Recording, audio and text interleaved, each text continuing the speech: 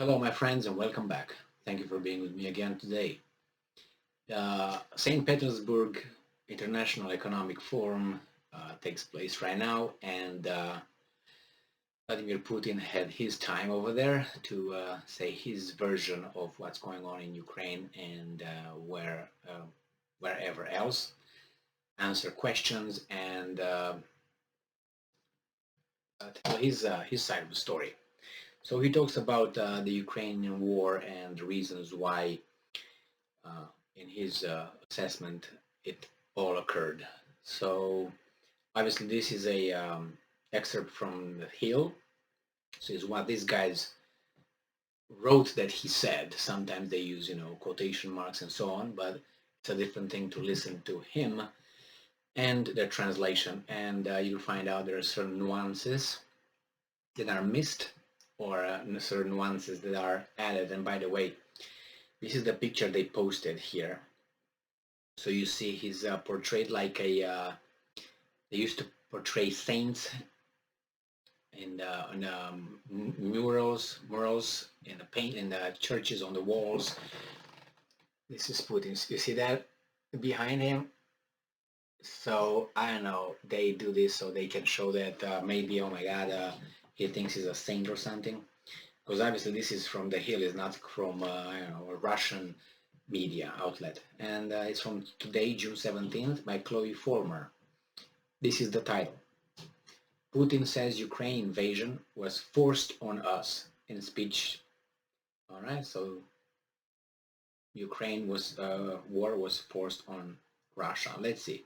Russian President Vladimir Putin claimed in a speech at the St. Petersburg International Economic Forum on Friday that Russia's invasion of Ukraine was forced on us after a 90-minute delay due to a cyber attack. Okay, I really don't care about that, a cyber attack. I'm pretty sure that continues. It's an ongoing battle that we are not informed about. It goes both ways, and I'm not talking about Ukraine. I'm talking about uh, United States and Russia, Great Britain and Russia. Everybody against everybody. They say they're allies. I don't think so. They're allies only when their interest dictates. So Putin said that the invasion of neighboring Ukraine in late February was, and I'm quoting, the decision of a sovereign country that has an unconditional right to defend its security. I think this is absolutely correct. The president repeated his claim that Moscow chose to invade because Russians living in eastern Ukraine were in danger and needed protection. And they were attacked by the Ukrainian tanks, 2014, after they overthrew the democratically elected government of Ukraine. Remember, with the help of foreign services? No, you don't remember? Okay, I just reminded you. He elaborated, referring to two breakaway territories in that region, I'm quoting, a decision aimed at protecting our citizens, residents of the People's Republics of Donbass, who for 8 years were subject to genocide by the Kiev regime and neo-Nazis who received the full protection of the West, end quote. This is what he said. Oh, is he lying? Oh, okay, let's continue then. See. Putin also characterized his decision to invade as necessary for the maintenance of moral purity in Russia, saying that Russian soldiers are fighting for the right to, and I'm quoting, reject any attempt to impose pseudo-values of dehumanization and moral degradation from outside, end quote. Well, I didn't say about purity, but you get what he's talking about, you know? He's talking about the new woke values that we have here in the United States and in Europe. And if you don't agree with those, your country in the European Union will not receive funds. So you have to agree certain things that your society doesn't agree with, your culture doesn't agree with, your traditions don't agree with, your religion doesn't agree with, but you have to do it. Otherwise, you don't receive money from the international banking system through the European Union's Brussels clique. So the same thing was tried with Russia, and Russia said, no, we don't do that. It could be maybe one of the latest bastions of European civilization. Take it however you want, but still a family is formed out of certain values, and there is a family, and I can't go further now because I don't want to, but I can stay here and write 3 books about that. Nevertheless, let's go further here. What's going on? It rejects any attempts to impose pseudo values of dehumanization and moral degradation from outside. Dehumanization, what it is, right? Snip, snip, and other things. Much of Putin's address was aimed at criticizing the US and European Union for their support of Ukraine during Russia's war on the country. And I'm quoting, when they won the Cold War, see, you acknowledge that, the US declared themselves God's own representatives on earth. True. People who have no responsibility, only interest. They have declared those interests sacred. Now it's one-way traffic, which means the world's unstable, said Putin.